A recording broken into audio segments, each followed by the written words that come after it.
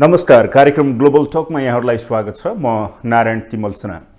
दर्शकहरू, ग्लोबल टकमा हामी समसामयिक विषयहरूलाई उठाउने गर्दछौँ र आज म विशेष गरी एक्कासी दलहरूले युटर्न लिएको प्रधान न्यायाधीश चुलेन्द्र शमशेर जबरा माथि लगाइएको महाअभियोग, एमसीसी, स्थानीय तहको निर्वाचन र गठबन्धनको विषयमा आज म चर्चा गर्नेछु।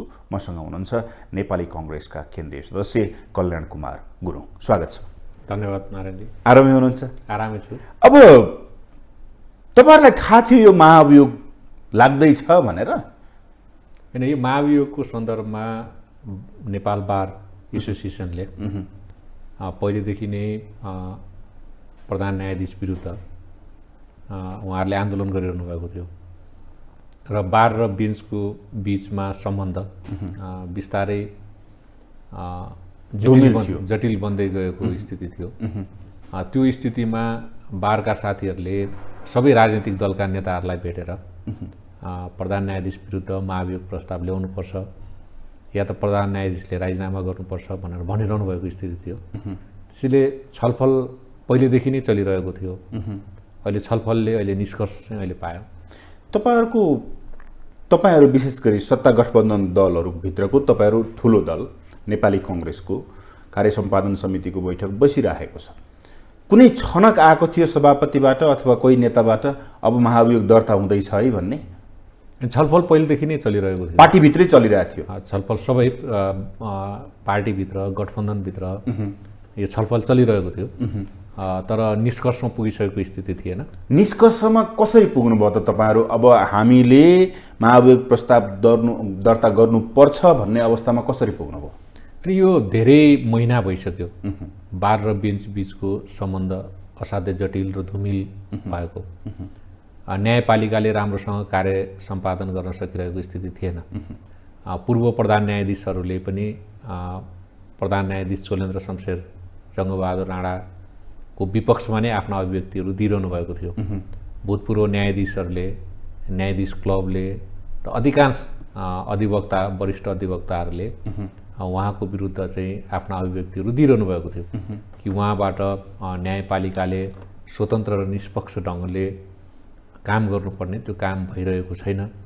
त्यसैले न्यायपालिकालाई स्वतन्त्र र निष्पक्ष ढङ्गले काम गर्ने वातावरण निर्माण गर्नको निम्ति प्रधान न्यायाधीश चुलेन्द्र शमशेर जङ्गबहादुर राणाले राजीनामा गर्नुपर्छ, होइन भने उहाँ विरुद्ध महाअभियोग प्रस्ताव ल्याउनुपर्छ भनेर पहिलेदेखि नै बारका साथीहरूले लबिङ गरिरहनु भएको थियो सबै राजनीतिक दललाई भेटेर। र त्यो बिचमा छलफल चलिरहेको थियो र हाम्रो धारणा के थियो भने न्यायालयभित्रको समस्याको समाधान न्यायालयभित्रबाटै हुनुपर्छ भनेर हामीले भनिरहेको थियौँ। त्यसपछि नेपाली कांग्रेसको नेतृत्वमा सरकार बनिसकेपछि पनि हामीले भन्यौँ कि न्यायालयभित्रको समस्याको समाधान न्यायालयभित्रैबाट हुनुपर्छ भनेर हामीले भनिरह्यौँ। कानुन मन्त्रीले पनि भन्नुभयो कि न्यायालयभित्रको समस्याको समाधान न्यायालयबाटै हुनुपर्छ, न्यायालयभित्रैबाट हुनुपर्छ भनेर। तर त्यो सम्भव देखिएन। त्यो सम्भव नदेखिएपछि हामी महाअभियोग लगाउने निष्कर्षमा पुग्यौँ। तर सरकार बनाउँदा जुन किसिमको सहयोग न्यायालयले गर्यो अहिलेको गठबन्धन सरकारलाई, त्यसबापतको पुरस्कार दिएको हो यो प्रधान न्यायाधीशलाई? होइन, न्यायालयको काम त स्वतन्त्र र निष्पक्ष ढङ्गले नै काम गर्ने हो नि। त्यस बेला पनि अहिले जुन गठबन्धन सरकार बनेको छ त्यो संविधान अनुकूलै बनेको सरकार हो। त्यसैले संविधान अनुकूलै उहाँहरूले निर्णय गर्नुभएको। अब भनेपछि 98 जना सांसदहरूले हस्ताक्षर गरेर यो दर्ता गरियो। संविधान त महाअभियोग टुङ्ग्याउनको लागि 2/3 आवश्यक पर्छ। तपाईहरुले पास हुन्छ भनेर लगाउनु भयो हो महाअभियोग? होइन, यसमा सबै राजनीतिक दलहरू एक ठाउँमा उभिनु हो भने यो पास हुन सक्छ। नेकपा एमालेको समर्थन बगैर, नेकपा एमालेको सहयोग बगैर अविश्वासको प्रस्ताव पास हुँदैन। नेकपा एमालेले त राजनीतिक दाउपेचको रूपमा आयो भन्छ नि त, अब के गर्नुहुन्छ? यो राजनीतिक दाउपेच नै होइन नि। बारले पहिलेदेखि नै, होइन, अधिवक्ता, वरिष्ठ अधिवक्ताहरूले पहिलेदेखि नै बार आन्दोलनमै छ, अहिले पनि आन्दोलनमै छ। हिजो समेत चाहिँ बार वरिष्ठ अधिवक्ताहरू आन्दोलनमै हुनुहुन्थ्यो, अधिवक्ताहरू आन्दोलनमै हुनुहुन्थ्यो। पूर्व प्रधान न्यायाधीशहरूले न्यायालयलाई स्वतन्त्र निष्पक्ष बनाउनुपर्छ भनेर भनिरहनु भएको थियो। पूर्व न्यायाधीशहरूले भनिरहनु भएको थियो। न्यायालयले काम गर्न सकिरहेको स्थिति थिएन। त्यसैले जहाँ न्यायालयले काम गर्न नसक्ने स्थिति हुँदा, काम गर्न नसक्ने वातावरण निर्माण हुँदाखेरि त्यसले त न्याय क्षेत्र प्रभावित हुन्छ। त्यसले न्याय क्षेत्र प्रभावित हुँदा त सुशासन कायम गर्न गाह्रो हुन्छ। सुशासन कायम गर्नको लागि प्रमुख निकाय भनेकै न्यायालय हो नि। त्यसले हामीले के निष्कर्षमा पुग्यौँ भने न्यायालयलाई स्वतन्त्र र निष्पक्ष ढङ्गले काम गर्ने वातावरण निर्माण गर्नको निम्ति अब प्रधान न्यायाधीश विरुद्ध महाभियोग प्रस्ताव दर्ता गर्नु। उहाँले राजीनामा गर्न मान्नु भएन, तपाईँहरूले महाभियोग ल्याउनु भयो, यसरी बुझौँ? हामीले स्पष्ट उहाँको राजीनामा माग्न मिल्दैन थियो, किनकि त्यो त बारको काम हो। बारले राजीनामा मागिरहेको स्थिति थियो र हामीले उहाँ त्यो निकास कसरी दिने भन्ने त प्रधान न्यायाधीश स्वयंले सोच्नुपर्ने कुरा थियो। किन यो त लामो समयदेखि चलिरहेको स्थिति थियो नि। त्यसैले हामीले संवैधानिक व्यवस्था अनुसारै हामीले महाभियोग प्रस्ताव दर्ता गरेका हौँ। अब त्यहाँनिर आउँदाखेरि विशेष गरी सरकारले निर्वाचन सार्नको लागि षड्यन्त्र गर्यो जस्तो आरोप चाहिँ एमालेले लगाएको छ। हामी समर्थन गर्दैनौँ भन्ने कुरा पनि गरेको छ एमालेले। तर एकीकृत समाजवादी गठन र पार्टीको सांसदमाथि भएको 14 जना सांसदमाथिको कारबाहीबारे मुद्दाको सुनवाई हिजो हुँदै थियो। त्यसलाई प्रभाव पार्नको लागि चाहिँ महाभियोग ल्याइयो भनेर उसले भन्दैछ। अनि महाभियोग त भर्खर दर्ता भएको छ। यसको प्रक्रिया पुरा हुन कम्तीमा 3 देखि 4 महिना लाग्छ। 3 देखि 4 महिना भने त वैशाखमा निर्वाचन तोकिएको छ हैन। त्यसैले वैशाखको चुनाव प्रभावित महाभियोगको कारणले गर्दा हुँदैन, किनकि अहिले माघ आइसक्यो हैन। फागुन चैत वैशाख, फागुन आइसक्यो, त्यही त फागुनै आइसक्यो नि। आज फागुनको भन्नुहोस् 2 गते भनेपछि फागुन चैत वैशाख, चैतमा त नोमिनेसनै छ हैन। त्यसपछि वैशाख भयो भनेपछि अब तपाईँलाई कुनै वैशाखको स्थानीय तहको निर्वाचन महाभियोगको कारणले प्रभावित हुँदैन। त्यसमा चाहिँ महाभियोगको जुन प्रक्रिया हो, सदनमा जाने प्रक्रिया हो, त्यो प्रक्रियामा गइसकेपछि महाभियोग दर्ता गर्ने के कारणहरू छन् त्यो कारण राखेर 21 बुँदे कारण राखेर अहिले दर्ता भएको छ। त्यो दर्तालाई चाहिँ त्यहाँ चाहिँ एउटा समिति बन्छ। त्यो समितिले चाहिँ महाभियोग लगाउनु उपयुक्त छ कि छैन भनेर एउटा निष्कर्षमा पुग्छ। त्यो निष्कर्ष पुगिसकेपछि फेरि त्यसमा छलफल हुन्छ सदनमा। सदनमा छलफल भएपछि लगभग 3 महिनाको टाइम त्यसमा जान्छ। त्यसो भए बार र बेन्चले राजनीतिक दलहरूलाई जसरी ताकेता गरेको थियो, राजनीतिक दलबाट कुनै सपोर्ट भएन भनिराखेको थियो, सरकारले आफ्नो फेस सेभिङको लागि यो महाभियोग लगाएको हो प्रधान न्यायाधीशमाथि। फेस सेभिङको लागि भन्दा पनि किनकि यो त पास हुने सम्भावना छैन, 2/3 त पुग्दैन। तपाईँहरूले लैजानुभयो, दर्ता गर्नुभयो, दर्ता गरिसकेपछि महाभियोग लागिसकेपछि पद त स्वतः निलम्बित हुनेछ भनेर त तपाईँहरूले लेख्नु भएको छ संविधानमा। त्यसैका आधारमा टेकेर तपाईँहरूले यो काम गर्नुभयो हो। नेपालको संविधानले शक्ति पृथकीकरण र शक्ति सन्तुलनको सिद्धान्तलाई अङ्गीकार गरेको छ। कार्यपालिका, व्यवस्थापिका र न्यायपालिका 3वटा प्रमुख अङ्गहरू हुन्। र कार्यपालिकाको आफ्नै कामहरू छन्, न्यायपालिकाको आफ्नै काम छ र व्यवस्थापिकाको आफ्नै काम छ। यदि कार्यपालिकाले काम गर्दै जाने र न्यायपालिकाले काम गर्ने वातावरण नहुने हो भने पनि संविधान रन गर्न सक्दैन। कार्यपालिका र न्यायपालिकाले काम गर्ने तर व्यवस्थापिकाले काम गर्ने वातावरण भएन भने पनि संविधान रन गर्न सक्दैन।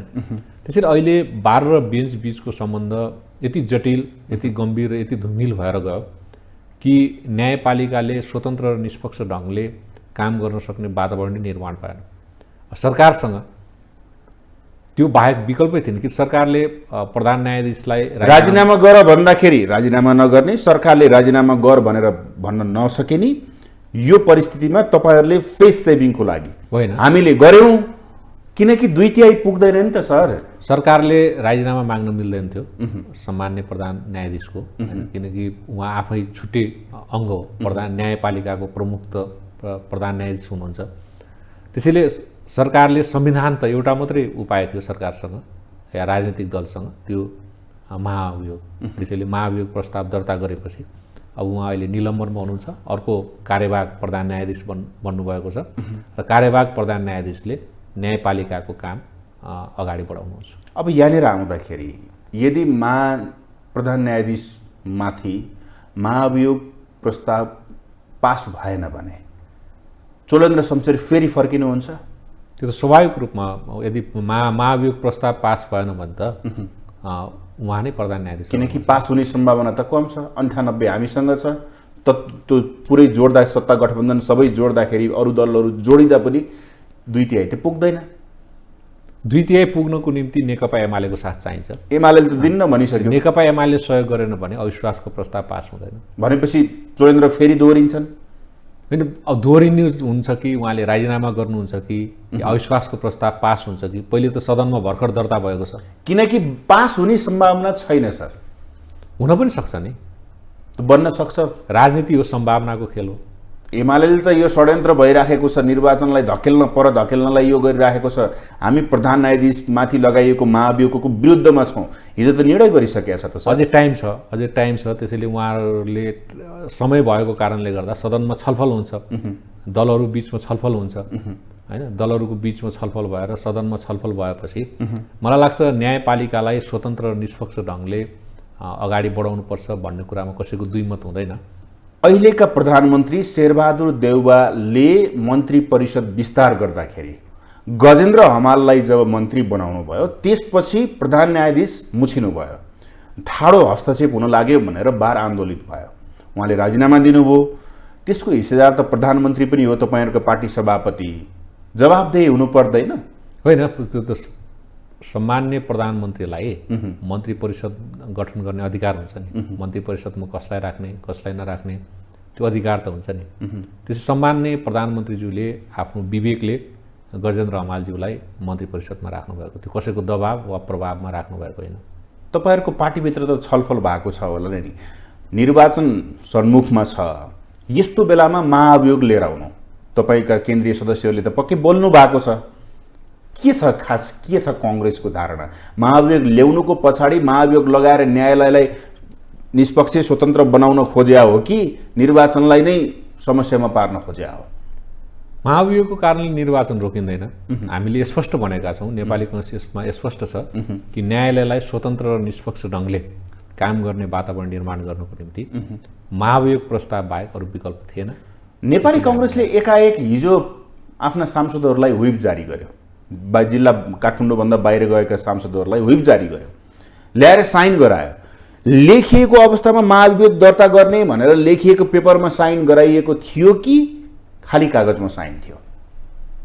साइन महाभियोगकै लागि गराएको नि, लेखिएको थियो बकाइदाले महाभियोग भनेर थाहा थियो। जुन हामीले सम्मान्य सभामुखज्यूलाई जुन चिठी लेखेका छौँ मार्फत महासचिव संसद सचिवालय भनेर लेखेका छौँ, होइन? त्यसै सम्मान्य सभामुखलाई लेखेको पत्रमा स्पष्ट भनेपछि त गोपनीयता पनि त रहेछ नि, होइन? राजनीतिक दलमा एकाएक हिजो अस्तिसम्म थाहा नभएको कुरा एकाएक व्हिप जारी गरेर सांसदहरू बोलाएर यो गर्छ भन्ने त कसैलाई छन्न नै दिएको थिएन नि त दलहरूले, राजनीतिक दलहरूले। भनेपछि गोपनीयतामा पनि निर्णय हुन सक्ने रहेछन्, होइन? छलफल त सुरुबाटै भएको थियो। किन बारले यो पहिलो पटक होइन, बारका जति पनि साथीहरू हुनुहुन्छ, वरिष्ठ अधिवक्ताहरू सबै डेलिगेसनकै रूपमा आउनुभएको थियो। नेपाली कङ्ग्रेसको नेताहरूलाई भेट्नुभएको थियो उहाँले डेलिगेसनमा, नेकपा एमालेको नेताहरूलाई भेट्नुभएको थियो, अन्य राजनीतिक दलको नेताहरूलाई भेट्नुभएको थियो, उहाँहरूले सामान्य प्रधानमन्त्रीज्यूलाई भेट्नुभएको थियो। सबैलाई भेटेर उहाँहरूले स्पष्ट धारणा के राख्नुभएको थियो भने बार र बेन्च बिचमा सम्बन्ध अब जटिल बन्यो, धुमिल बन्यो। त्यसैले न्यायालयलाई स्वतन्त्र र निष्पक्ष ढङ्गले काम गर्ने वातावरण दिलाउनको निम्ति सामान्य प्रधान न्यायाधीश चोलेन्द्र शमशेर जङ्गबहादुर राणा पदमा रहन्जेल त्यो स्थिति रहँदैन। त्यसैले उहाँले राजीनामा गर्नुपर्छ, उहाँले राजीनामा गरेर समस्याको समाधान दिनुपर्छ भनेर उहाँहरूले भन्नुभयो। तर सामान्य प्रधान न्यायाधीश चोलेन्द्र शमशेर जङ्गबहादुर राणाले राजीनामा गर्नु भएन। अब दलहरूले सामान्य प्रधान न्यायाधीशज्यूको चाहिँ राजीनामा माग्न त मिलेन नि, होइन? अब सरकारले सामान्य प्रधान न्यायाधीशज्यूको राजीनामा माग्न त मिलेन। नमिलिसकेपछि संवैधानिक बाटो नै के थियो भने महाभियोग। र हामीले स्पष्ट भनेको थियौँ कि न्यायालयभित्रको समस्याको समाधान न्यायालयभित्रबाटै खोजिनुपर्छ, त्यो त न्यायालयभित्रबाटै आउनुपर्छ। अब चोलेन्द्र शमशेर गइसकेपछि, निलम्बन भइसकेपछि अब न्यायालय सुध्रिन्छ भन्ने छ त राजनीतिक दलहरूलाई? बार र बेन्च बिचको सम्बन्ध सुमधुर हुन्छ। बार र बेन्च बिचको सम्बन्ध सुमधुर भएर न्यायालयमा काम गर्ने वातावरण निर्माण हुन्छ। व्यवस्थापिका संसदमा अब महाभियोगको प्रोसेसिङ कसरी अगाडि बढ्छ? अब महाभियोग दर्ता भयो, महाभियोग दर्ता भइसकेपछि यसमा सभामुखले अब सर्वदलीय बैठक बोलाउनुहुन्छ, सर्वदलीय बैठकमा छलफल हुन्छ। छलफल भइसकेपछि एउटा समिति निर्माण हुन्छ। त्यो समितिले जुन दर्ता भएको 21 बुदा छ, त्यो 21 बुदाको हरेक बुदाको बारेमा चाहिँ प्रमाणहरू खोज्ने होइन एउटा समिति निर्माण गर्छ। त्यो समितिले प्रमाणहरू खोज्छ, प्रमाणहरू खोजेर त्यो 21 बुदा नै ठिक छ कि छैन, पहिले लगाइएको जुन आरोप हो, यो 21 बुदा त आरोप हो, त्यो आरोप चाहिँ ठिक छ कि छैन होइन, यो लगाएको आरोप भनेर प्रमाण खोज्छ। प्रमाण खोजेर उहाँलाई पनि बोलाउँछ होइन, बोलाएर के छ भने उहाँसँग पनि आफ्नो के छ भने उहाँको धारणा माग्छ होइन, उहाँसँग चाहिँ प्रश्न उत्तर गर्छ। प्रश्न उत्तर गरेर उहाँले जुन आरोप लगाएको हो त्यो आरोप चाहिँ उहाँको जवाफ के हुन्छ, त्यो जवाफ चाहिँ त्यो समितिले निर्माण गर्छ। त्यसपछि गएर फेरि 3 सदस्य एउटा समिति निर्माण हुन्छ। त्यो 3 सदस्य समितिले सबै चाहिँ यो जुन आरोपहरू हो त्यो आरोपहरूको विषयमा एउटा अभियोग पत्र दर्ता गर्छ र त्यो पत्र चाहिँ के छ भने संसदमा दर्ता हुन्छ। त्यो समितिले त्यो संसदमा दर्ता भइसकेपछि त्यो संसदमा दर्ता भएको जुन विषय हो त्यसमा छलफल हुन्छ, सबै सांसदले आफ्नो राय दिनुहुन्छ। संसद त अवरुद्ध छ, संसद त सुचारू हुन्छ नि, त्यसमा हुन्छ गर्नै पर्यो नि, महाभियोगको विषयमा छलफल गर्न संसद सुचारू गर्नु पर्यो। एमाले दिन्छ, दिनु पर्यो नि। यदि स्वतन्त्र र निष्पक्ष न्यायपालिकाको पक्षमा सबै राजनीतिक दल हुनुपर्छ, किनकि संवैधानिक मान्यता नै त्यही हो कि स्वतन्त्र र निष्पक्ष न्यायपालिका हुनुपर्छ, न्यायपालिकाले स्वतन्त्र र निष्पक्ष ढङ्गले काम गर्ने वातावरण निर्माण हुनुपर्छ।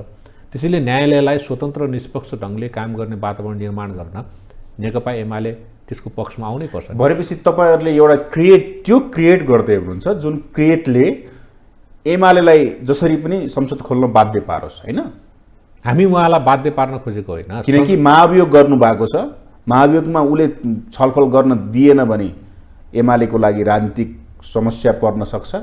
अर्को विषय आछ एमसिसीको विषय, यसले पनि समस्या क्रिएट गर्न खोजेको हो होइन।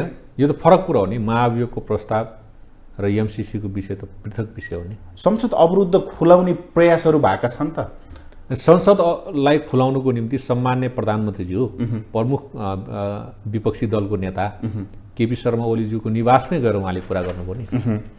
भनेपछि अब अलिकता फरक प्रसङ्गमा जाउँ। तपाईँले भन्नुभयो कि यही परिवेशमा चाहिँ 2/3 पास गर्न सकेन भने चोलेन्द्र शमशेर जबरा फर्किनुहुन्छ होइन न्यायालयमा। त्यो संवैधानिक व्यवस्थै हो नि। संवैधानिक व्यवस्था के हो भने या त उहाँले राजीनामा गर्नु पर्यो, चोलेन्द्र शमशेर जङ्गबहादुर राणाले राजीनामा गर्नु। उहाँ त राजीनामा गर्नै मान्नु भएन, तपाईँहरूले त्यही भएर महाभियोग ल्याउनु भयो। त्यसैले महाभियोग आइसकेपछि महाभियोग पास भएन भने कसैको पनि विरुद्ध, उहाँको विरुद्ध मात्र होइन, महाभियोग पास भएन भने त स्वतः जसको विरुद्ध महाभियोग पास भएन त्यो व्यक्ति त स्वतः नियुक्त हुन्छ नि। ओके, भनेपछि अझै केही समय कुरा हो होइन त। एमसिसीको बारेमा अलिकता कुराकानी गर्न मन लाग्यो। नेपाली कङ्ग्रेसलाई यो एमसिसी यति प्रिय किन भएको छ? नेपाली कङ्ग्रेस नेपालमा विकास चाहन्छ र नेपालको विकास नेपालको समृद्धिसँग जोडिएको छ र नेपालको समृद्धि हरेक नेपाली जनताको समुन्नतिसँग जोडिएको छ। त्यसैले नेपाली जनताको प्रगतिसँग जोडिएको विकास हो, समृद्धि हो र यो विशुद्ध विकास परियोजना हो। यो विभिन्न किसिमका भ्रमहरू, विभिन्न किसिमको अफवाहहरू फैलाइएको छ। यो 5 वर्षमा जम्मा 2टा काम गर्नु छ। एउटा विद्युतको ट्रान्समिसन लाइन निर्माण गर्ने र अर्को सडक विस्तार गर्ने। सडक विस्तार गर्ने र विद्युतको ट्रान्समिसन लाइन निर्माण गर्ने जुन 5 वर्षको परियोजना हो, 5 वर्षभित्रमा यदि त्यो काम सम्पन्न हुन्छ भने यसले 3वटा फाइदा दिन्छ। एउटा फाइदा त के हो भने हाम्रो खेर गइरहेको बिजुली ट्रान्समिसन लाइनको अभावको कारणले होइन, किन अहिले त्यो किसिमको त्यो भोल्युमको ट्रान्समिसन लाइन छैन। ट्रान्समिसन लाइन नभएकोले हामीले विद्युत अर्को देशमा बेच्न सकिरहेका छैनौँ भने यदि ट्रान्समिसन लाइन निर्माण हुन्छ भने हामीले आफ्नो बिजुली अर्को ठाउँ बेच्न सक्छौँ। दोस्रो, सडक जुन निर्माण भयो, सडक चौडा भयो भने, सडक विस्तार भयो भने त्यसले हामीलाई फाइदा हुन्छ, गाडीहरू चाहिँ राम्रोसँग चल्छन् होइन। तेस्रो कुरा के हो भने 5 वर्षभित्रमा तोकिएको समयावधिभित्रमा यदि यो परियोजना एमसिसी परियोजनाले काम सम्पन्न गर्यो भने त्यो त सबैको लागि एउटा उदाहरण हुन्छ नि। अहिले नेपालको चाहे राष्ट्रिय गौरवका आयोजनाहरू, चाहे तपाईँ वडा स्तरदेखि लिएर होइन, पालिका स्तरदेखि लिएर, जिल्ला स्तरदेखि लिएर, प्रदेश स्तरदेखि लिएर राष्ट्रिय गौरवका आयोजनासम्म तपाईँले हेर्नुभयो भने समयमा कुनै पनि काम भएका छैन।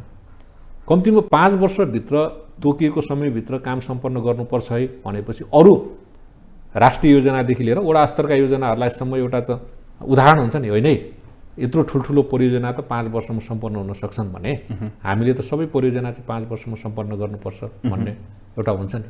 त्यसैले यो तीनवटा फाइदा हुन्छ। र अर्को प्रत्यक्ष भनौँ या अप्रत्यक्ष फाइदा के हो भने हामीलाई नेपालीहरूले रोजगारी पाउँछ। जुन हाम्रो देशका मानिसहरू विदेशमा गएर रोजगार गरिरहनु भएको छ होइन, उहाँ पनि विकास निर्माणकै काममा लागिरहनु भएको छ नि त। विदेशमा गएर विकास निर्माणकै काममा उहाँ लाग्नु भएको छ भन्दा देशभित्रै उहाँहरूले रोजगार पाउनुहुन्छ भने नेपालीहरूको आय त वृद्धि भयो नि। त्यसले नेपालीहरूको परिवार जो छ जसले काम पाउनुहुन्छ उहाँहरूको परिवारको आर्थिक उन्नति त भयो र त्यो पैसा त नेपालभित्रै खर्च भयो। नेपालभित्रै खर्च हुँदाखेरि त्यसले नेपालीहरूको इन्कम बढ्छ, व्यापार बढ्छ। अब यो भनिरहँदाखेरि एमसिसीको विषयमा जति पनि विवादहरू आएका छन्, तपाईँले भन्नुभयो कि यो सृजना गरिएको छ, त्यसै त आएको छैन होला विवाद, तर कङ्ग्रेसले यसलाई जसरी पनि टेबल गर्न चाहन्छ किन? होइन हामीले हेर्नुहोस् यो कस्तो भयो भने बन्द कोठाभित्र के कुरा भयो कसैलाई थाहा हुँदैन। बन्द कोठाभित्र नेताहरू कुरा गर्नुहुन्छ, चिठी लेख्नुहुन्छ होइन, चिठी लेखेको कुरा के छ भने सार्वजनिक हुन्छ होइन, सबै कुरा त भयो। त्यसैले बन्द कोठाभित्र के कुरा भयो त कसैलाई थाहा हुँदैन। नेपालको संविधानले प्रतिनिधि सभा नेपाली जनताको सर्वोच्च निकाय मानेको छ, किनकि त्यो नेपाली जनताले भोट हालेर चुन्नु भएको जनप्रतिनिधिहरूको चाहिँ सर्वोच्च थलो हो होइन। नेपालमा मिश्रित निर्वाचन प्रणाली भएकोले प्रत्यक्ष निर्वाचित सांसदहरू र समानुपातिक पद्धतिबाट निर्वाचित सांसदहरू प्रतिनिधि सभामा हुनुहुन्छ। त प्रतिनिधि सभामा यो टेबल भइसकेपछि प्रतिनिधि सभामा छलफल हुन्छ। छलफल भए सांसदहरूले आफ्नो अभिव्यक्ति दिनुहुन्छ। कुन सांसदले के अभिव्यक्ति दिनुभयो भन्ने कुरा त प्रत्यक्ष जनताले सुन्न पाउनुहुन्छ नि, प्रत्यक्ष जनताले हेर्न पाउनुहुन्छ, किनकि त्यहाँबाट त प्रत्यक्ष लाइभ हुन्छ।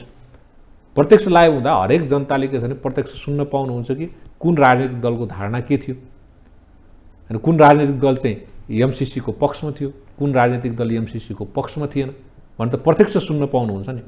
त्यसैले एमसिसी टेबल गरेपछि सर्वोच्च निकाय व्यवस्थापिका हो र व्यवस्थापिकामा एमसिसी टेबल गरिसकेपछि त्यो एउटा प्रक्रियामा जान्छ। प्रक्रियामा त जान्छ, टेबल गर्ने जिम्मा कसको? सभामुखको होइन। सरकारले लगेर लैसकेपछि सभामुखले टेबल गर्ने नगर्ने अधिकार उसको अधिकारको कुरा भयो। सभामुख अहिलेसम्म मानिराख्नु भएको छैन। सत्ता गठबन्धनकै दलहरू चाहिँ एमसिसीको पक्षमा हामी मतदान गर्दैनौँ भन्नुभएको छ, के हुन्छ? अनि नेपालको त्यति बेला पनि कानुन मन्त्रालयसँग राय माग्यो कि एमसिसी एग्रिमेन्ट के गर्ने भने कानुन मन्त्रालयले त्यति बेला संसदबाट चाहिँ अनुमोदन गराउनुपर्छ। सामान्य बहुमतले अनुमोदन गराए पुग्छ र संसदको सामान्य बहुमतबाट अनुमोदन गराउनुपर्छ भनेपछि यो संसदमा टेबल गर्ने कुरा हो। संसदमा टेबल गर्ने सरकारले हो, सरकारले लिएर जानु पर्यो। एउटा कुरा संसदमा टेबल गराउनुपर्छ भनेर तत्कालीन समयमा भनियो, तर यो तपाईँहरूले लेखेको संविधान हो नि है, यो तपाईँहरूले लेखेको संविधान, यो संविधानमा कहाँ लेखेको छ एउटा सामान्य सम्झौतालाई चाहिँ संसदबाट पास गराऊ भनेर? अनि नेपालको संविधानमा सन्धिको बारेमा लेखेको हुन्छ। ओके होइन, सन्धिहरू चाहिँ 2/3 बहुमतले पास गर्नुपर्छ। सम्झौताहरू कतिपय सम्झौताहरू सदनबाट अनुमोदन गर्नुपर्छ, कतिपय सम्झौताहरू सदनबाट अनुमोदन गर्नु पर्दैन, त्यो कानुनले निर्धारण गर्ने कुरा हो। त्यसैले सरकारले राय माग्यो कानुन मन्त्रालय सरकारलाई कानुन सम्बन्धी राय दिने आधिकारिक निकाय हो। त्यो कानुन मन्त्रालयसँग राय मागिसकेपछि कानुन मन्त्रालयले के राय दियो भने सदनबाट सामान्य बहुमतबाट पास गराउनुपर्छ भनेर राय दिइसकेपछि सरकारले त्यो कुरो त मान्नु पर्यो। सरकारले अहिले के गर्दैछ भने सदनबाट अनुमोदन गराउनको निम्ति त पहिले सदनमा दर्ता हुनु पर्यो नि त। सदनमा दर्ता गराउने काम सरकारको, सरकारले लगिसकेको विषयलाई सभामुखले दर्ता गर्दैन भन्न पाउनुहुन्न, उहाँले दर्ता गर्नै पर्छ। दर्ता गरिसकेपछि त्यहाँ छलफल हुन्छ। त्यहाँ छलफल हुँदा यदि मान्नु भएन भने सभामुखले त्यो त व्यवस्थापिका, कार्यपालिका र न्यायपालिका बीचको शक्ति सन्तुलन र शक्ति पृथकीकरणको सिद्धान्तको विपरीत कुरा हुन्छ नि। तपाईँलाई थाहा छ नि सर, यसभन्दा तात्कालीन सभामुखलाई के गरियो? अहिलेको सभामुखलाई यदि गर्नु भएन भने, टेबल गर्न मान्नु भएन भने के हुन्छ? पहिले अब त्यो त लगेर टेबल गरिसकेपछि उहाँले मान्नु भएन भन्नेको कुरा हो। अब संसद बैठक बस्नु पर्यो होइन, 4 गतेको लागि बोलाइएको छ संसद बैठक। एमाले अवरोध गरिरहेको छ आफ्ना ती एकीकृत समाजवादीका 14 जना सांसदलाई कारबाही गरेन भनेर। अब यो अवस्थामा चाहिँ एमसिसी टेबल हुन्छ, एमाले सपोर्ट गर्छ भन्ने छ, गठबन्धन टोड्ने हो? होइन, हाम्रो भनाइ के हो भने एमसिसी टेबल भइसकेपछि त्यसमा सांसदहरूले आफ्नो राय त राख्नु पर्यो नि। सांसदहरूले आफ्नो मान्य सांसदहरूले आफ्नो राय राख्नुहुन्छ। मान्य सांसदहरू जनताबाट निर्वाचित हुनुभएको भनेपछि तपाईँहरूको उद्देश्य यो यसमा पनि फेस सेभिङ हो होइन? होइन, फेस सेभिङ होइन। हामी यस नेपाली कांग्रेस स्पष्ट छ, एमसिसी हामी टेबल गर्छौँ। टेबल गर्छौँ भन्ने छ, पास हुन्छ हुँदैन थाहा छैन। नेपाली कांग्रेस स्पष्ट एमसिसीको पक्षमा नेपाली कांग्रेसले मतदान गर्छ र पास हुनुपर्छ भन्ने कुरामा नेपाली कांग्रेस स्पष्ट छ। त्यो कुरा पास भयो हुन्छ, फेल भयो हुन्छ भन्ने त होइन। पास गर्नुपर्छ भन्ने कुरामा नेपाली कांग्रेस स्पष्ट। एमाले आफ्नो धारणा बनाइसकेको अवस्था छैन, सत्ता गठबन्धनकै ठुला दलहरूले चाहिँ यसको विपक्षमा मतदान गर्छु भनेका छन्। यो परिवेशमा के हुन्छ? अब गठबन्धन तोडेर एमालेसँग सहकार्य गरेर एमसिसी पास गर्ने हो? एमसिसी विशुद्ध विकास परियोजना हो। योभन्दा अगाडि पनि तपाईँलाई अरुण थर्ड होइन, म तपाईँलाई भन्दैछु, मैले बुझेँ काङ्ग्रेसको पालामा आएको अरुण थर्डलाई धेरै विवाद गरियो, राष्ट्रियताको मुद्दासँग जोडियो। तर यो एमसिसीलाई पनि अहिले जसरी एमाले तत्कालीन समयमा तत्कालीन नेकपाले पास गराउने भनेर टेबल गरेको चिजलाई पास भएन, दलभित्रै गन्जागोल भयो, जसका कारण पार्टी नै विभाजन हुनु पर्यो। अहिलेको अवस्थामा सत्ता गठबन्धन दलभित्र रहेका दलहरूले महाभियोगलाई मिलेर लगे, थाहै नदिकिन लगे। अहिले एमसिसीलाई जुन किसिमले परिचालित गरिएको छ, एमसिसीको मुद्दा बनाइएको छ, गठबन्धनकै दलहरूले नमानेको अवस्थामा एमालेसँग सहकार्य गरेर पास गर्ने हो कि के हो भन्न खोजेको के? उहाँहरूले एमसिसी पहिले सदनमा टेबल हुनु पर्यो। सदनमा टेबल भइसकेपछि उहाँहरूले सदनमा दर्ता हुनुहुन्न भनेर त भन्नुभएको छैन। सदनमा दर्तै गर्नु हुँदैन भन्नुभएको छैन नि। त्यस सदनमा दर्ता भइसकेपछि मान्य सांसदहरूले आफ्नो आफ्नो अभिव्यक्ति राख्नुहुन्छ। राख्नु भएपछि अनि त्यो बेला के छ भने उहाँहरूले मतदान गर्नु भएन भन्ने त्यो बेलाको कुरा हो होइन। त्यसैले मतदानै नगरेको अवस्थामा अहिले मैले चाहिँ एकदम इमेजिनेसन गरेर गलत या भ्रामक कुरा गर्न त राम्रो हुँदैन होइन। त्यसैले उहाँहरूले के गर्नुहुन्छ भन्ने कुरो मतदानको टाइममा थाहा हुन्छ। भनेपछि काङ्ग्रेस पार्टीभित्र एमसिसीलाई लिएर तपाईँहरूले अध्ययन गर्नुभएको छ? एमसिसी हामी स्पष्ट अध्ययन गरेका छौँ। अब स्पष्ट अध्ययन गर्दाखेरि जुन विवादित विषयहरू आए नि, ती सही छन् अथवा गलत छन्? मैले भने सबै विषयमा प्रतिनिधि सभामा छलफल त हुन्छ। छलफल गर्नकै लागि सर्वोच्च निकाय हो नि। कार्यपालिकाले ल्याइसकेको कुरो व्यवस्थापिकाले अनुमोदन गर्नु पर्यो भनेर कानुन मन्त्रालयले राय दियो। कानुन मन्त्रालयले राय दिइसकेपछि अब कार्यपालिकाले के गर्ने भयो? व्यवस्थापिकामा दर्ता गर्ने भयो। दर्ता गरेपछि त्यहाँ मान्य सांसदज्यूहरूले त आफ्नो राय राख्नुहुन्छ नि। आफ्नो राय राखिसकेपछि त्यो भोटिङमा जान्छ। भोटिङमा गइसकेपछि अब मान्य सांसदहरूले भोटिङ गर्नुहुन्छ। पास भए पनि फेल भए पनि नै पास हुन सक्छ नि। किन पास हुन सक्दैन? मान्य सांसदहरूले अहिले म भोटिङ विरुद्धमा गर्छु मान्नुहोस् कि सत्ता गठबन्धनका दुईटा दलले त गर्दिन नै भनेको छ होइन। आसन्न निर्वाचन आउँदैछ, एमालेको अझैसम्म धारणा सार्वजनिक भइसकेको छैन। यसलाई पनि सत्तामा जाने राजनीतिलाई आफ्नो अपग्रेड गर्ने माध्यम पनि हुनसक्छ। काङ्ग्रेस मात्र एक्लै भएको अवस्थामा के हुन्छ भन्न खोजे? हेर्नुहोस्, यो जब यो सरकार बन्दै थियो, सम्मान्य प्रधानमन्त्री होइन शेरबहादुर देउवा प्रधानमन्त्री नियुक्त भइसक्नु भएपछि यहाँ बजारमा धेरै हल्ला चल्यो कि उहाँलाई अदालतले बनायो, उहाँ जनताबाट अनुमोदन हुनुहुन्न भनेर। उहाँले विश्वासको मत लिनलाई त के अरे सदनमा दर्ता गर्नुभयो होइन, विश्वासको मत लिनलाई। त विश्वासको मत लिन लागिसकेपछि धेरैले के भन्यो भने विश्वासको मत आउँदैन भनेर भने। तर उहाँले त 2/3 बढी विश्वासको मत प्राप्त गर्नुभयो नि त, गर्नु भएन। त्यसैले अहिले नै के हो भनेदेखि हामीले इमेजिनेसन नगरौँ कि एमसिसी पहिले सदनमा टेबल हुनुपर्छ, सदनमा छलफल हुनुपर्छ। अनि सदनमा छलफल, सदन भोटिङमा गइसकेपछि कसले भोट हाल्नुहुन्छ कसले भोट हाल्नुहुन्न त त्यो बेला थाहा हुन्छ नि। त्यसो भए प्रधानमन्त्री शेरबहादुर देउवा तपाईँहरूको कार्य सम्पादन समितिको बैठकमा गठबन्धन तोडेरै भए पनि एमसिसीलाई चाहिँ पारित गर्ने हो भन्ने पक्षमा हुनुहुन्छ अरे हो? हामीले गठबन्धन तोड्ने भनेर हामीले भनेका छैनौँ। हामीले राजनीति भनेको सम्भावनाको खेल हो होइन। राजनीतिमा सम्भावना, सबै किसिमका सम्भावनाहरू हुन्छन्। तर हामीले अहिले गठबन्धन तोड्ने भनेर भनेका छैनौँ। हामीले स्पष्ट के भनेको छौँ भने नेपाललाई विकास चाहिन्छ र एमसिसी विकास परियोजना हो। त्यसैले विकास हुँदा नेपालीलाई नै फाइदा हुन्छ। नेपालीलाई यो त अनुदान रकम हो। त्यो अनुदान रकम अहिले नेपाललाई चाहिएको छ, नेपालको समृद्धिको लागि, नेपालीको उन्नतिको लागि, नेपालीको आर्थिक उन्नतिको लागि यो आवश्यक छ, नेपालको विकासको लागि आवश्यक छ। त्यसैले यो विशुद्ध विकास परियोजना भएको कारणले एमसिसी पास हुनुपर्छ भनेर नेपाली कङ्ग्रेस त्यो विषयमा एक डिक्का छ, एकमत छ। भनेपछि तपाईँहरूले पढेरै यो कुरा गरिराख्नु भएको छ, बाहिर आएका विवादहरू चाहिँ सत्यता छैन। अब नेपाली कङ्ग्रेसभित्र सबै सरकार चलाउनु प्रधानमन्त्री हुनुभएका मानिसहरू हुनुहुन्छ, अर्थमन्त्री हुनुभएका मानिसहरू हुनुहुन्छ। कङ्ग्रेसलाई यो कुरा थाहा छ कि छैन एमसिसी यहाँसम्म पुगे कि ग्रासरुट तल्लो स्तरको जनताले पनि, नेपाली जनताले यो नेपालको पक्षमा छैन, यो आवश्यक छैन भन्ने छ, तर तपाईँहरूले पक्षमा गर्नै पर्छ, पास गर्नै पर्छ भनेर रड्डी किन कसिराख्नु भएको छ? होइन, हामीले अरुण थर्डको विषय तपाईँलाई आजभन्दा 25 वर्ष अगाडिको कुरा गर्दैछु। अरुण थर्डको विषयमा पनि त्यस्तै कुरा निकाल्यो, तर आज अरुण थर्ड त्यति बेला भएको भए 25 वर्ष अगाडि नेपालमा लोड सेडिङ समाप्त हुन्थ्यो। लोड सेडिङ मात्रै समाप्त हुन्थेन, नेपालीहरूको आर्थिक उन्नति पनि धेरै माथि पुगिसकेको हुन्थ्यो।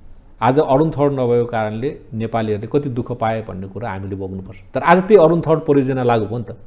त्यो अरुण थर्ड त नेपालीहरूको हितको लागि रहेछ नि त।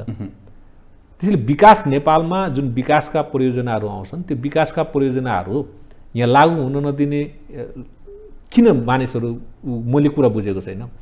विकासका परियोजनाहरू लागू हुँदा त नेपालीहरूकै आर्थिक उन्नति बढ्छ। त्यही त राष्ट्रियता स्वाधीनतामाथि प्रश्न उठिसकेपछि जति पनि एमसिसीको विषयहरू विवादित विषयहरू छन् तपाईँहरूले भन्नुभयो कि संसदमा गएर छलफल हुनुपर्छ, तर प्रधानमन्त्री देउवा त यो संशोधन नगरिकनै पास गर्नुपर्छ भन्ने पक्षमा हो तपाईँहरू? संशोधन हुनुपर्छ, संशोधन हुनुहुन्न, त्यो त सदनमा गएर छलफल होला नि।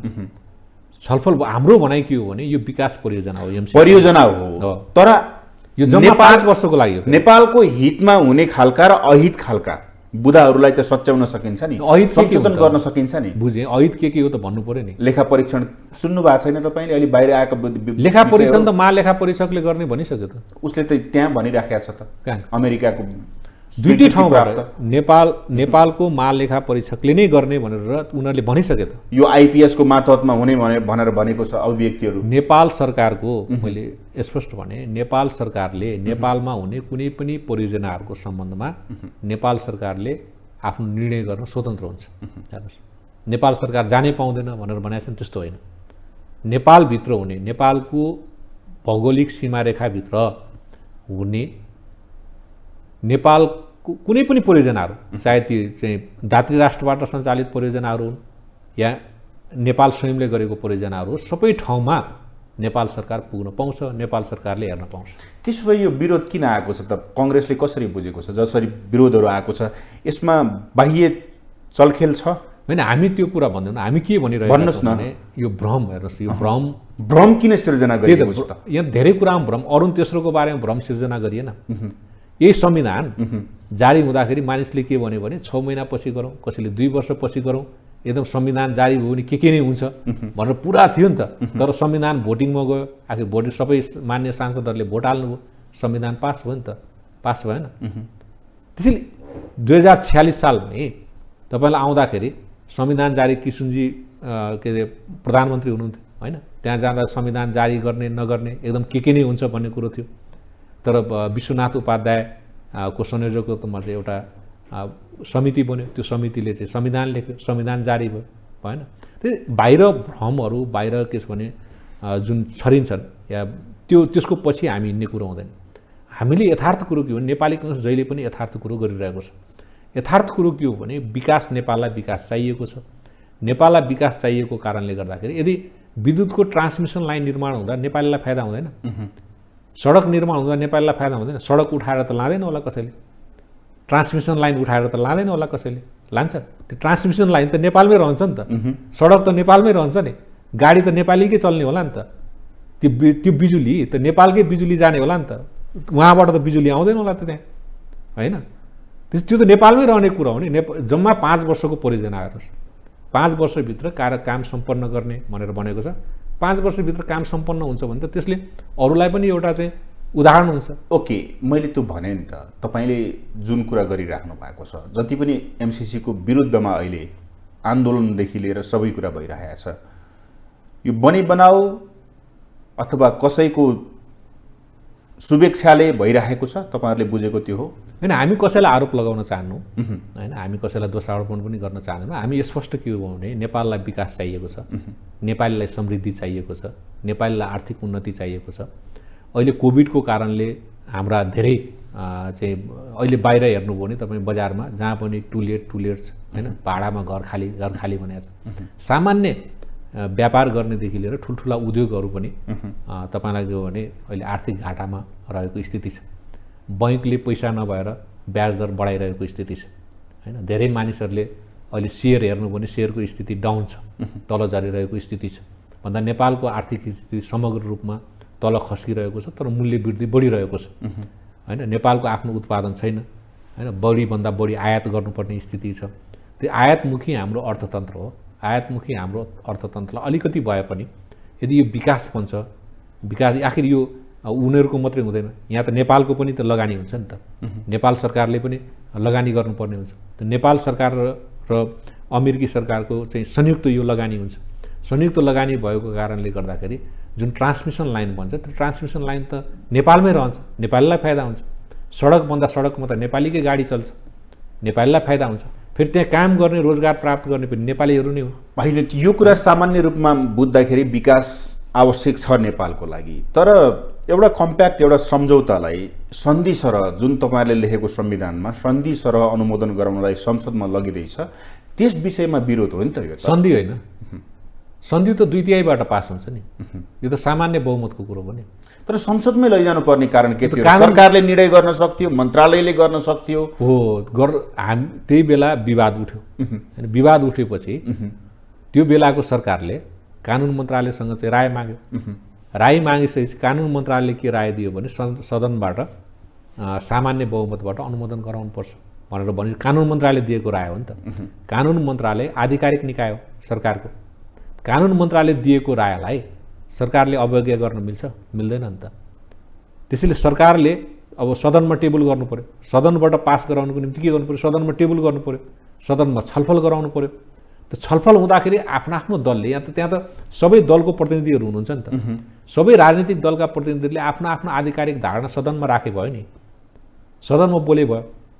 सदनमा बोल्न के हिचकिचाट? सदनमा दर्ता हुन के को हिचकिचाट? मैले नबुझेको कुरो। आखिर सबै विषयमा त छलफलमा, जस्तै यो महाभियोग आएको छ, महाभियोग पनि त सदनमा दर्ता भएको छ, त्यहाँ छलफल हुन्छ। दर्ता हुने बित्तिकै चाहिँ के छन्, सबै कुरा अन्तिम त हुँदैन, छलफल भएर भोटिङ भइसकेपछि अन्तिम हुन्छ। त्यसै दर्ता गरिसकेपछि छलफलमा जाउँ न। छलफलमा जानलाई के को आपत्ति? मैले नबुझेको कुरो। ओके, ठिक छ। अब भनेपछि एमसिसीको विषयलाई लिएर जुन संसदमा कुरा उठ्ने छ भोलिका दिनमा, तर संसद खुल्नु पर्यो नि पहिला। संसद खुल्छ, संसद त अवरुद्ध छ। तपाईँहरूले कसरी छलफल गराउनुहुन्छ महाभियोगको विषय, एमसिसीको विषय?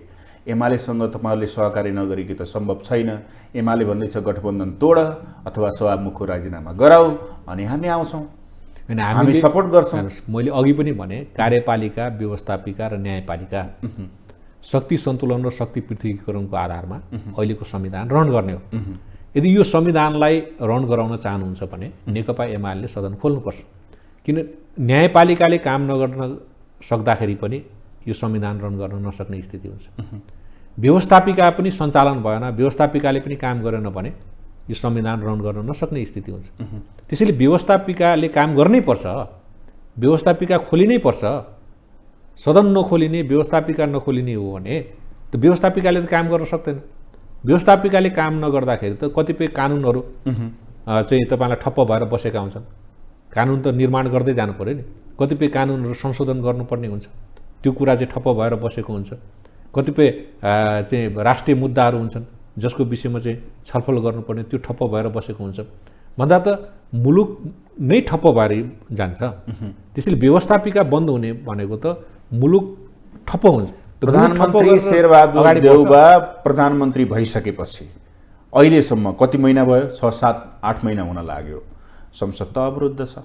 त्यो त गलत हो, उहाँहरूले गलत गर्दै हुनुहुन्छ। त्यसैले उहाँहरू पनि यो संविधान, केपी शर्मा ओली पनि प्रधानमन्त्री नै हुनुभएको यही संविधान अन्तर्गत, माधव नेपालजी पनि हुनुभएको, प्रचण्डजी पनि हुनुभएको, बाबुरामजी पनि हुनुभएको हो, झलनाथजी पनि हुनुभएको र आदरणीय नेता सम्माननीय प्रधानमन्त्री शेरबहादुर देउवा पनि यही संविधान अन्तर्गत प्रधानमन्त्री हुनुभएको।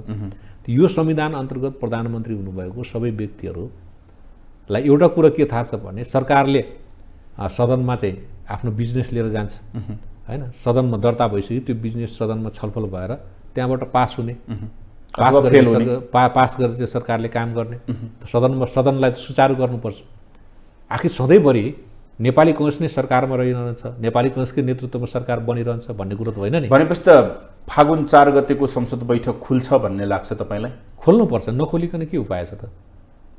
नखोलेर तपाईँ कहिलेसम्म बन्द गर्ने? देख्नु भएको छ नि तपाईँले, पुसदेखि समय घर्किँदै फागुन 2 सम्म आयो, फागुन 2 लाई पनि घर्काएर फेरि फागुन 4 राखिएको छ, फेरि समय घर्किने हो कि यही अवस्थाले जाने हो कि त उहाँहरूले भन्नु पर्यो के छ भनेदेखि हामी सदन कहिले पनि खोल्न दिन्नौँ भनेर। अनि सदन खोल्ने हो भने उहाँहरूको के त माग? उहाँहरूले संवैधानिक माग राख्नु पर्यो नि होइन। संवैधानिक माग के त उहाँहरूको संवैधानिक माग त केही छैन। त्यो सदन त्यसरी बन्द गरेर सदनलाई ठप्प राखेर भोलि चाहिँ कन्ट्री रन गर्न सक्छ? कन्ट्री रन नगर्दाखेरि कन्ट्रीको सारा हेर्नुहोस्, अहिले इकोनोमी डाउन छ, तपाईँलाई रोजगारहरू चाहिँ एकदम नभएको, बेरोजगारको स्थिति बढिरहेको स्थिति छ, परिस्थिति जटिल छ। जटिल छैन? अनि यो जटिल परिस्थितिमा सदनले गर्नुपर्ने काम रोकेर उहाँहरू नेपाली जनताको हितमा काम गर्दै हुनुहुन्छ कि अहितमा काम गर्दै हुनुहुन्छ? सदन ठप्प गर्नु भने त नेपाली जनताको अहितमा हुन्छ नि। त्यो कुरा त सामान्य के छ भनेदेखि यो के अरे प्रधानमन्त्रीले उहाँको निवासमा गएर, प्रमुख प्रतिपक्ष दलको नेताको निवासमा गएर उहाँलाई भेटेर भन्नुभएको छ कि सदन खोल्नलाई चाहिँ सहयोग गर्नुहोस् भनेर। त्यतिले मान्ला त एमाले? अब गर्ने के त, त्यो त बाहिर आउनु पर्यो, के गर्नु पर्यो त? उहाँको पर्सनल कसैसँग इगो छ, पर्सनल इगो त सरकारले संविधानभन्दा बाहिर गएर त सरकारलाई काम गर्ने कुनै छुट त हुँदैन। सरकारले त संविधानभित्र रहेर काम गर्ने हो। कुनै पनि सरकार संविधानभन्दा बाहिर गएर काम गर्ने स्वतन्त्रता हुँदैन। कसैको पर्सनल इगो कसैसँग छ भने त्यो पर्सनल इगोसँग सरकारले के गर्न सक्छ? केही पनि गर्न सक्दैन। त्यसैले सदन पर्सनल इगो साध्ने थलो होइन। सदन भनेको राष्ट्रिय मुद्दाहरू लाई चाहिँ समाधान गर्ने, राष्ट्रिय मुद्दाहरूलाई एउटा निकास दिने र मुलुकलाई समुन्नतिको बाटोमा अगाडि बढाउने जनप्रतिनिधिहरूको सर्वोच्च निकाय हो नि। ओके, संविधान त अगाडि बढ्नु पर्यो होइन, संविधान त जानु पर्यो, कानुनमा टेकेर जानु पर्यो। अब म स्थानीय तहको निर्वाचनमा आउँछु। गठबन्धन स्थानीय तह सङ्घीय निर्वाचनसम्म जान्छ कि यही एमसिसीका कारण भत्किन्छ, के देख्नुहुन्छ? यो गठबन्धन अब स्थानीय तहमा गठबन्धन गर्ने कि नगर्ने भन्ने विषयमा अहिले नेपाली कांग्रेस निष्कर्षमा पुगिसकेको स्थिति छैन होइन। त्यसैले अब भित्र व्यापक स्वर छ कि एक्लै लड्नुपर्छ भन्ने कांग्रेसभित्र? अब छलफल हुन्छ, छलफल भइसकेपछि एउटा निष्कर्षमा हामी पुग्छौँ। निष्कर्षमा पुगिसकेपछि मात्रै हामी भन्न सक्छौँ गठबन्धन अगाडि बढ्छ या बढ्दैन भन्ने अझै निष्कर्ष छैन कांग्रेस। स्थानीय तहमा हामी गठबन्धन गरेर जाने कि नजाने भन्ने कुरामा हामी अहिले निष्कर्षमा पुगिसकेको स्थिति छैन। त्यो छलफल तर सम्भावना के छ? जान सकिने सम्भावना छ? अहिले मैले यो विषयमा केही भन्न सक्दिनँ, किनकि मैले बोल्दा आधिकारिक रूपले बोल्नुपर्ने हुन्छ होइन। त्यसैले सम्भावनाको विषय, अब राजनीतिमा त सबै किसिमको सम्भावना रहन्छ अनि राजनीति त सम्भावनाहरूकै खेल हो। त्यसैले राजनीति सबै किसिमको सम्भावना रहन्छ। त नेपाली कांग्रेसले जे निर्णय गर्छ, नेपाली कांग्रेसले चाँडै नै निर्णय गर्छ र त्यो निर्णय तपाईँहरूलाई थाहा भइहाल्छ। ओके, गठबन्धनको कुरा फरक बाटो भयो। तपाईँले भन्नुभयो कि संविधानलाई टेकेर सरकार फङ्सनिङ हुन्छ होइन। स्थानीय तहको निर्वाचनलाई लिएर 2074 सालमा वैशाख, असार र असोजमा निर्वाचन भए 3 तहमा। ती निर्वाचनका आधारमा संविधानमा तपाईँहरूले बकाइदाले लेख्नुभयो जनप्रतिनिधिको समयावधि 5 वर्षको हुनेछ। 5 वर्ष पुगेको 6 महिनाभित्र तपाईँहरूले निर्वाचन गर्नुपर्छ, राज्यले निर्वाचन गर्नेछ भनेर लेख्नुभयो। त्यसलाई टेकेर तपाईँहरूले कानुन बनाउनुभयो। कानुनमा लेख्नुभयो निर्वाचन 2 महिना अगाडि गर्नुपर्छ। यहाँ त कानुन र संविधान बाँझियो र तपाईँहरूले अहिले गर्दै हुनुहुन्छ वैशाख 30 को लागि। असोजमा गरेको जनप्रतिनिधिले उसको कार्यकाल त पुगेन। तपाईँहरूले संविधानमा टेकेर यी निर्णयहरू गरिराख्नुहुन्छ राजनीतिक दलहरूले अथवा सरकारले? निर्वाचन सम्बन्धी सबै काम गर्ने आधिकारिक निकाय, संवैधानिक निकाय भनेको निर्वाचन आयोग हो। निर्वाचन आयोगसँग हामीले परामर्श माग्यौँ। सरकारले निर्वाचन आयोगसँग परामर्श मागिसकेपछि निर्वाचन आयोगले एउटा डेट दियो एउटा डेट दियो, त्यो डेटमा चाहिँ हामीले निर्वाचन गर्न सक्छौँ, देशैभरि एकैपटक निर्वाचन गर्ने हो। र निर्वाचन आयोगले सँग सरकारले राय माग्दाखेरि निर्वाचन आयोगले पक्कै कानुन पढेर राय दियो होला, पक्कै संविधान पढेर राय दियो होला। किन संवैधानिक निकाय हो निर्वाचन आयोग भनेको। एउटा संवैधानिक निकायले दिएको रायलाई हामीले सरकारले संविधान विपरीत या कानुन विपरीत भनेर भन्न मिल्दैन हैन। त्यसैले निर्वाचन आयोगले दिएको राय अनुसारै वैशाख 30 गते यो स्थानीय तहको निर्वाचन तोकिएको र वैशाख 30 गते हुने जुन निर्वाचन छ एकै चरणमा देशभरि गर्ने भनेर अहिले सरकारले निर्णय गरेको। भनेपछि संविधान त छ, यो कुरा कानुन त छ, विशुद्ध संविधान त छ, विशुद्ध कानुन त छ, किनकि संवैधानिक निकाय हो नि। निर्वाचन आयोग संवैधानिक निकाय हो, अख्तियार दुरुपयोग अनुसन्धान आयोग संवैधानिक निकाय हो। अनि यस्ता जुन संवैधानिक निकायहरू छन्, जस्तै लोकसेवा आयोग संवैधानिक निकाय हो। यो निकायको जुन निर्णय हो त्यो निर्णय त उहाँहरूले जुन दिनुभएको राय हो त्यो राय त संविधान अनुकूल र कानुन अनुकूलै उहाँहरूले निर्णय होइन। भनाइ र गराइमा जुन लेखेर लेखाइ र गराइमा चाहिँ तादम्य देखिएन नि त। सरकारको पनि देखिएन, राजनीतिक दलहरूको पनि देखिएन। जसरी लेखिएको छ त्यो त मिलेको छैन। भनेपछि आफ्नो अनुकूल पर्दाखेरि जे पनि गर्न सक्ने, कानुनलाई पनि संशोधन गर्न सक्ने अथवा जसरी पनि जान सक्ने कानुन नियम कानुन भनेको चाहिँ अहिले चाहिँ पछिल्लो समयमा आम जनताले भन्छन् कि नेताहरूलाई लाग्ने रहेनछ, राजनीतिक दललाई लाग्ने रहन्छ, जति कानुनमा बाँधिन पर्ने आम जनता रहेछ भन्छन् कि यसमा सत्यता छ कि छैन? होइन, संविधानमा यो पनि लेखिएको छ। तपाईँलाई के लेखिएको छ भने निर्वाचन सम्बन्धी कामहरू हैन, जो निर्वाचन सम्बन्धी ऐन बन्छ त्यो ऐनले चाहिँ निर्दिष्ट गर्छ भनेर भनेको छ। त्यो ऐन जुन बनेको छ त्यो ऐनले नै निर्दिष्ट गर्छ हैन। त्यसैले त्यो ऐनमा जे कुरा निर्वाचन सम्बन्धी जुन ऐन बनेको छ हैन, त्यो ऐनले किन संविधानमा सबै कुरा लेख्न त सकिँदैन, धेरै कुरा त ऐनमा लेख्नु पर्यो हैन। त्यसैले जुन निर्वाचन सम्बन्धी ऐन बनेको छ, कानुन बनेको छ, त्यसमा जे कुरा लेखिएको छ त्यसैले तपाईँलाई के छ भने निर्दिष्ट गरेर अगाडि बढ्छ। अब भनेपछि यावतको सवालहरू, महाभियोगको सवाल, एमसिसीको सवाल, संसद अवरुद्धको सवाल र स्थानीय तहको निर्वाचनको सवालमा अहिले जति पनि अगाडि बढेका छन् कामहरू, यसको समाधानको तपाईँले उपाय के देख्नुहुन्छ? 1 2 3। मैले समाधानको हेर्नुहोस् यो 3वटा उपाय छ। एउटा पहिलो उपाय त के भने राष्ट्रिय सहमति निर्माण हुनुपर्छ। राष्ट्रिय सहमति निर्माण भयो भने त्यसले राष्ट्रभित्र कुनै पनि किसिमको जटिल स्थिति निर्माण विवाद ल्याउँदैन।